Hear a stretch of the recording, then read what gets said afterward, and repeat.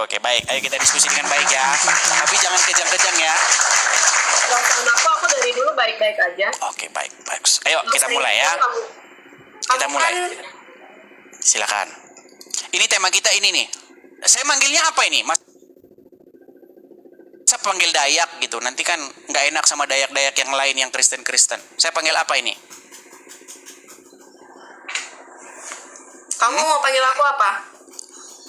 Panggil Mbak aja dah. Oke, ya. Mbak Mualaf. Oke, Mbak Mualaf. Begini. Saya ini sedang membahas ini bagaimana umat Islam itu kena prank.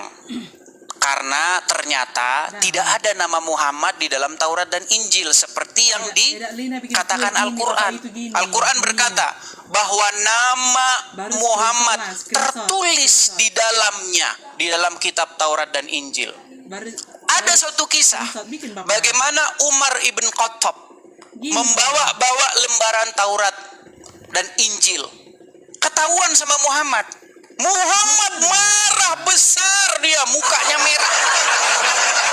Baru kali itu Muhammad marah besar sama Umar bin Khattab sampai mukanya itu berubah merah membara. Dia bilang begini. Edis. Waduh, saya lagi ngomong dipotong, kayaknya dia udah nggak kuat lagi. Mata lalat. Bukan gitu mata lalat. Saya panggil kamu mata lalat aja atau gimana? Ya terserah lah, mau mata lalat mau apa terserah. Yang penting saya membicarakan kepada kamu apa yang sungguh-sungguh terjadi di dalam agama Islam. Kalau memang Muhammad itu dinubuatkan dalam Taurat dan Injil, kenapa ketika temannya membawa Taurat dan Injil Muhammad marah-marah? Coba jelaskan kepada saya. Kamu tuh hanya bisa dongeng aja, Edis. Dan yang kamu katakan itu semuanya itu tidak ada kebenaran. Oke, baik, saya tunjukkan sama kamu ya. Tinggal tunjukkan datanya aja. Oke, baik, saya tunjukkan. Kenapa tidak ada tertulis di dalam kitab Taurat dan Injil? Itu karena yang kalian punya itu adalah kitab yang palsu. Jadi karena tidak ditemukan berarti sekarang nuduh palsu. Ada kenyataannya memang iya, itu yang palsu. Makanya kalau kamu belajar itu yang setengah-setengah. Di zaman Muhammad kitab Taurat masih asli, gara-gara tidak ditemukan namanya berubah jadi palsu. Karena memang kalian suka yang palsu-palsu kan? Seperti wajahmu itu kepalsuan semua. Kok lari kemana-mana? Ini gimana sih? Ini bahasnya apa? Ini putus asa atau bagaimana? Karena memang sudah dengar, Edis, tentang kamu yang suka menyebarkan sesuatu yang kepalsuan-kepalsuan seperti itu. Tidak perlu aku membukakan data-data yang valid untuk kamu. Bukan data pun yang valid percuma. Oke, jadi ketika Umar bin Khattab membawa lembaran Taurat dan Injil, kenapa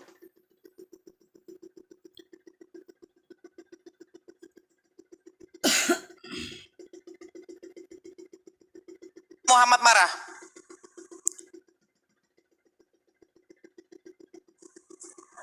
Yang kamu tahu apa di situ?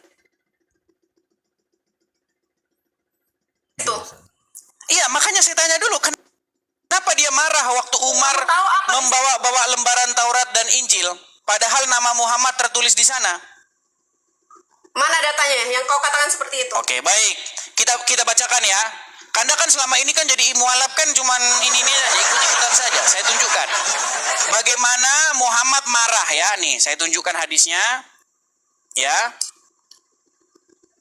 Saya tunjukkan hadisnya. Sabar ya teman-teman ya. Nih. Saya balikkan kamera saya. Bagaimana Muhammad marah kepada Umar gara-gara Umar membawa-bawa Taurat. Nih, saya balikkan kamera saya. Nih, saya balikkan dulu kamera saya. Oke. Saya bacakan ya. Nih ya. Ini tertulis nih. Ini tertulis hadis riwayat Ahmad nomor 15. Nomor 15.6. Nih. Saya bacakan. Kita bacakan dari sini ya. Sebentar, saya bacakan. Ini kalau kalian judulnya ya. Ketika Nabi SAW menegur Umar yang membawa Injil. Dia tidak tahu selama ini jadi orang Islam dikerjain. Saya bacakan. Nih. Ya, dalam sebuah hadis diriwayatkan oleh Imam Ahmad dalam musnadnya Rasulullah bersabda, ini bersabda kepada Umar bin Khattab, apakah engkau ragu wahai Ibnu Khattab, sungguh telah membawakan kepada kalian agama putih bersih. Seandainya Musa hidup di zaman ini, maka tidak ada pilihan baginya kecuali mengikuti aku. Ini ketika Umar bin Khattab membawa Taurat dan Injil, Muhammadnya malah marah. Dibilang katanya Umar bin Khattab ragu-ragu. Ketahuan karena namanya nggak ada di situ. Ayo, sekarang udah percaya? Kan memang Sekarang udah percaya? Percaya sama kamu Edis, sama aja. Percaya dengan berdoa kamu. Oke, jadi hadis ini bohong.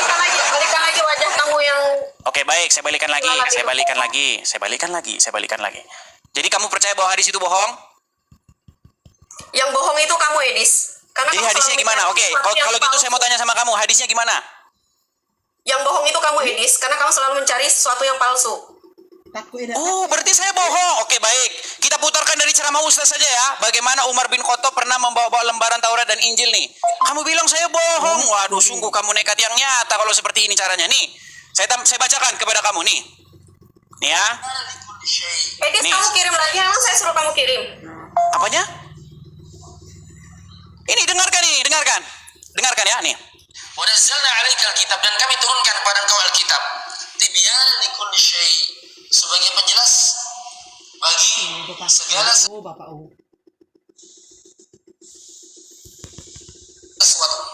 Kemudian dia membawakan sebuah hadis atau riwayat di sini, asar dari Umar bin Khattab radhiyallahu ta'ala anhu, ya, dari Nabi sallallahu alaihi wasallam. Tentang kisah Umar bin Khattab yang suatu hari memegang kitab Taurat. Ya, Taurat diturunkan kepada Nabi siapa? Nabi siapa? Nabi Musa alaihissalam. Baik, kita baca kisahnya. Warawa An-Nasa'i wa ghairuhu, dan diriwayatkan oleh atau Imam An-Nasa'i meriwayatkan dan selainnya. Dari Nabi sallallahu alaihi wasallam, dari Nabi sallallahu alaihi wasallam, annahu ra'a, bahwasanya Nabi sallallahu alaihi wasallam melihat fi yadi Umar bin Khattab radhiyallahu ta'ala anhu, di tangannya Umar bin Khattab radhiyallahu ta'ala anhu, waraqatan min at-Taurat, lembaran dari Taurat. Faqala, maka beliau bersabda,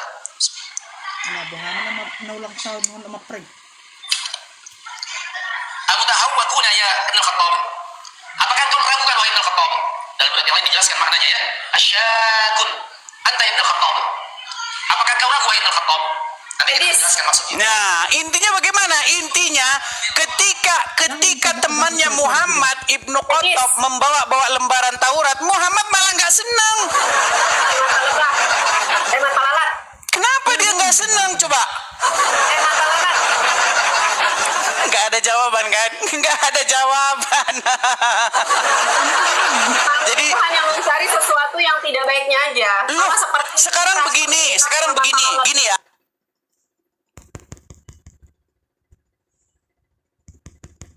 Jangan orang tembak baba jor gitu, tidak kasih ditembak baba kecor gitu. Saya umpamakan begini. Adi kan.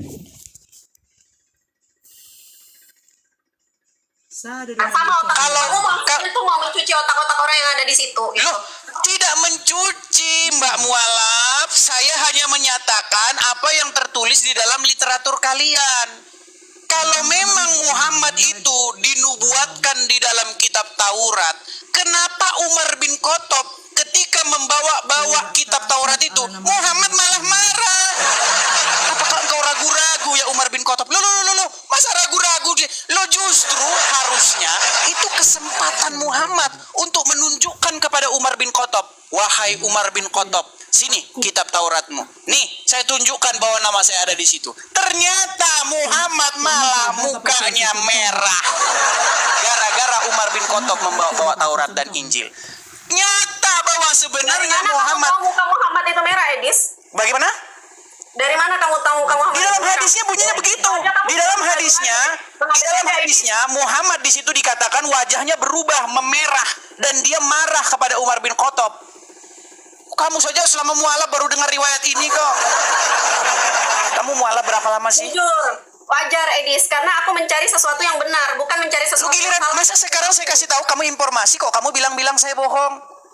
Bukan saya bilang bohong, tapi memang kamu selalu menyebarkan kebohongan. Bohongnya di mana coba?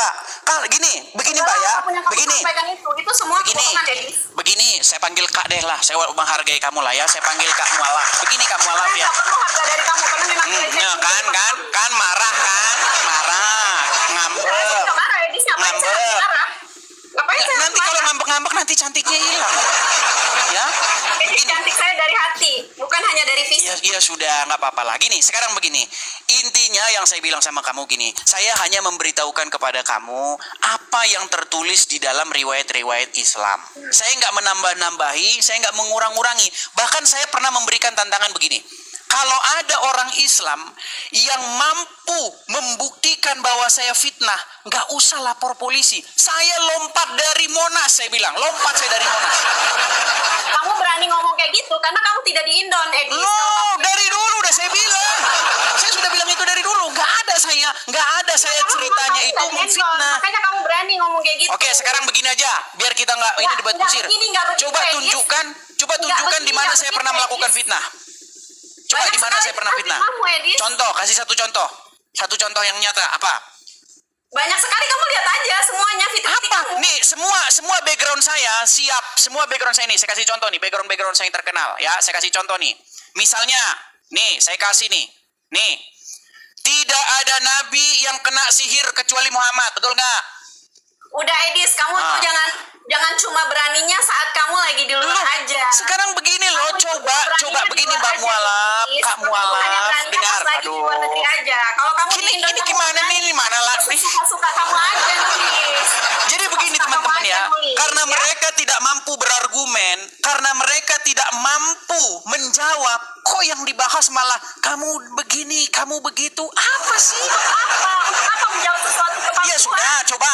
Apakah yang saya katakan bohong bahwa Muhammad menjadi satu-satunya nabi yang kena sihir? Bohong atau fakta? Untuk apa menjawab kamu, Edis? Kan nggak Ya, menjawab, kamu kan? sendiri udah tahu Kaum kebenarannya. muslimin, kaum muslimat, dengarkanlah. Ini ada seorang mualaf, tapi ilmunya kosong bagai kepompong. Iya, kosong. Seperti kepompong yang sudah ditinggalkan isinya. Udah jadi kupu-kupu, tahu kepompong? Udah kosong, udah nggak ada, isinya udah nggak ada. Ini bagaimana? Bagaimana ini pembina mualaf-mualaf? Saya kasih saran sama Edis, kalian, tolong justru mualaf saya itu dibekali kasihan sama ilmu. kamu, Edis. Saya kasihan sama kamu, Edis. Kok kan malah bahas kasihan? Lihat kuat itu hanya karena kamu di luar aja. Kok malah Sehingga kamu bahas kasihan? Apa hubungannya dengan kasihan? Emang iya? Emang iya? Ini nggak ada hubungannya. Kamu mau kasihan sama saya nggak perlu dikasihani sama kamu, kakak Kalau mualaf kamu yang merasa cantik. saya Dengar dulu, kosong, dengar ya, Kamu dengar saya dulu. dengar Jangan dulu. kamu minta didengar terus. Benar Kamu atau nggak bisa tidak? dengar. Benar Eh, atau tidak bahwasanya kamu tidak ada dengar aku nabi dulu. yang kena sihir? Kamu dengar aku dulu. Kamu dengar aku dulu. Kamu Benar atau dari- tidak? Tidak ada nabi yang kena sihir kecuali Muhammad. Kamu kayak gini, Edis. Oh kan? Kamu maunya didengar tapi kamu nggak mau dengar.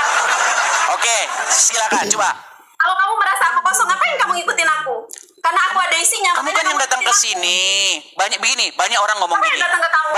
Bang, coba bang ajak diskusi Dayak mualaf. Kenapa ya? Dia ngaku-ngaku mualaf, terus dia ngaku-ngaku ngerti Kristen, ngerti Islam. Sekarang giliran Kenapa? dipraktekkan, Kenapa? nggak ngerti apa-apa soal agama Islam. Kamu nggak terima dengan aku mengatakan diri aku Islam, dengan mengatakan diri aku Justru sekarang kita jadikan pembuktian. Ayo kita buktikan, apakah kamu betul-betul memiliki ilmu pengetahuan tentang agama Islam atau tidak? Dari tadi kita tanya nih, masalah Justru hadis, saya bangga dengan masalah kamu. hadis Dengan Muhammad yang perkataan marah seperti kepada itu, Umar bin Khattab, aku walaupun masalah kamu hadis berkata Muhammad kamu kena sudah sihir. berprestasi dengan Tapi nggak sangat ada. berarti kamu memang mengakui Nggak ada itu. kamu menjawab. Bentar, Edis. Ini Dengan 19.000 kamu gini dari di sini 19.000 orang ini di TikTok melihat, di YouTube belum lagi ada berapa ribu, ya. Coba tunjukkan kepada orang banyak khalayak ramai ini, coba.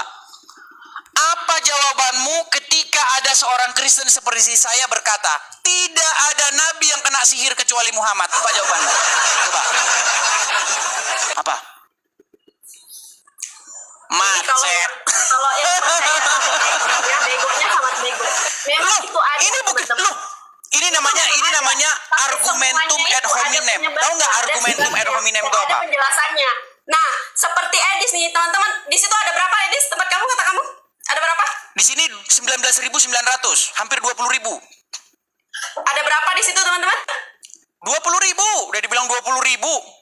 Lihat di sini. Saya nggak percaya sama Silakan. kamu. Nggak percaya karena memang Saya kalian percaya sama kamu.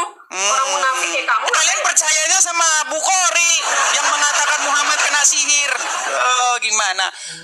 Jikalau ada seorang orang kafir membawa informasi kepada kamu, janganlah kamu langsung percaya dan jangan juga kamu langsung tidak percaya. Tapi diperiksa dulu. Tunggu nih Bapak. Ini kalian langsung nggak percaya apapun yang diberitakan.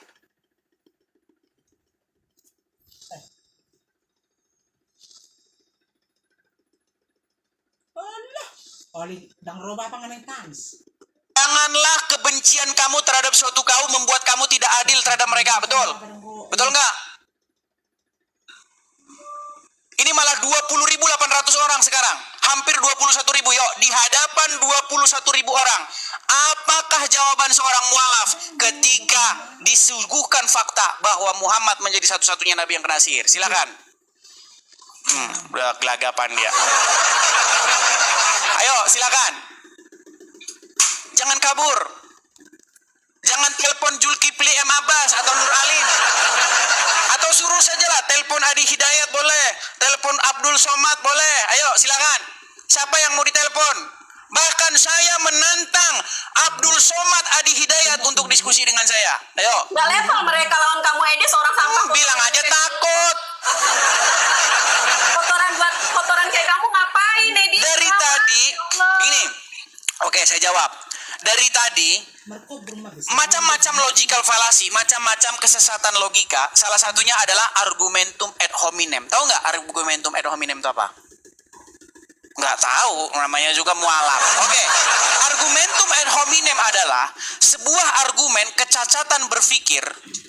Dia bukan membantah argumennya, tapi dia bantah orang yang ngomong. Gara-gara yang ngomong orangnya hitam, gara-gara yang ngomong orangnya dekil, makanya argumennya menjadi salah. Apa itu logika macam apa kayak begitu? Justru hitam-hitam begini keren, begini hitam-hitam keren.